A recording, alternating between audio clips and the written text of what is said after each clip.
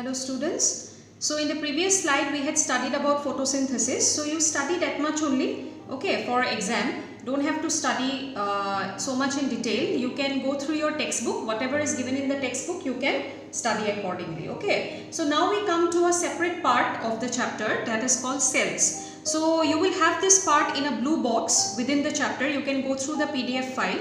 There is a blue box in the second or third page. So there you have about the cells. So I think you have heard about cells, or you have a brief idea what is a cell.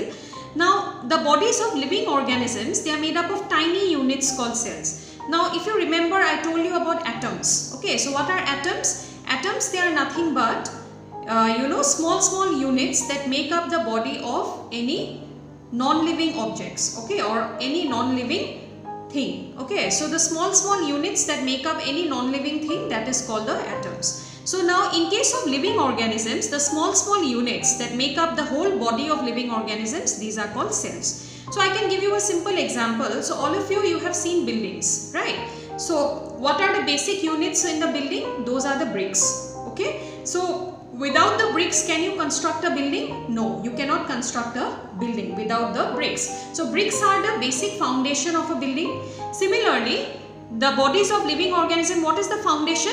Those are cells. Okay, so the cells are the basic building blocks of living organisms. Those are the basic building blocks.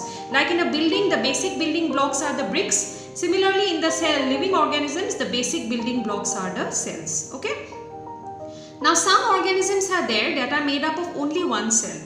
Okay, these are called unicellular organisms. Uni means one, cellular means cell. Unicellular.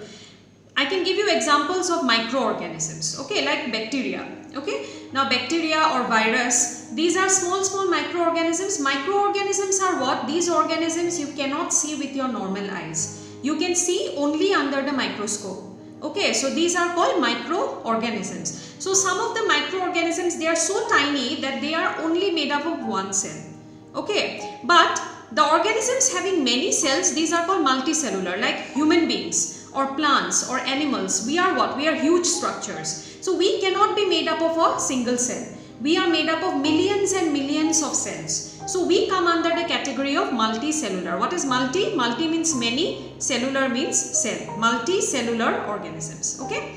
So now the cell is enclosed by thin outer boundary. So when you look at the cell, okay, it has a thin boundary. I'll show you a diagram in the next slide. So when you look at the cell, there is a thin outer boundary that is called the cell membrane. Okay. Then most cells have a distinct centrally located spherical structure called the nucleus. Some of you were asking me about nucleus also in the previous class. Okay. So I'll explain it to you what it is. Yes.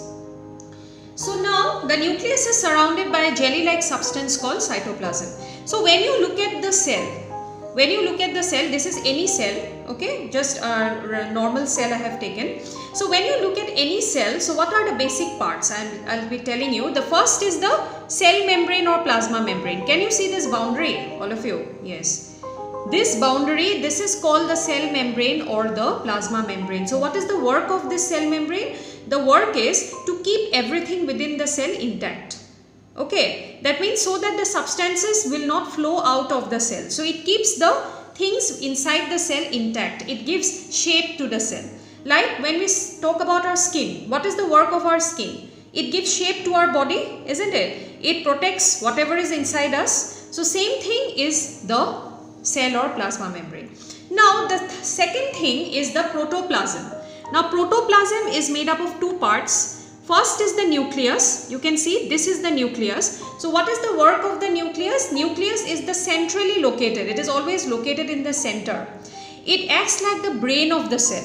It controls all the mechanisms that goes on within the cell. Okay, so this is the nucleus. Second part of the protoplasm is the cytoplasm.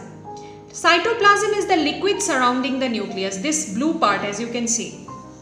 Okay, don't think cytoplasm is blue. It is just colored to show you. Okay, it is actually transparent. Now cytoplasm is what? It is the liquid that surrounds the nucleus. Okay, so this liquid, actually here all the activities of the cell takes place. Whatever activities are going on within the cell, it takes place inside the cytoplasm. And who controls the activities? The nucleus controls the activities. So there are three parts in a cell. First is the cell membrane or plasma membrane. Second is the nucleus. Third is the cytoplasm. Nucleus and cytoplasm together is called protoplasm. Okay, that is the living matter in a cell. You will study about all this in higher classes later. Okay, thank you. We'll continue later.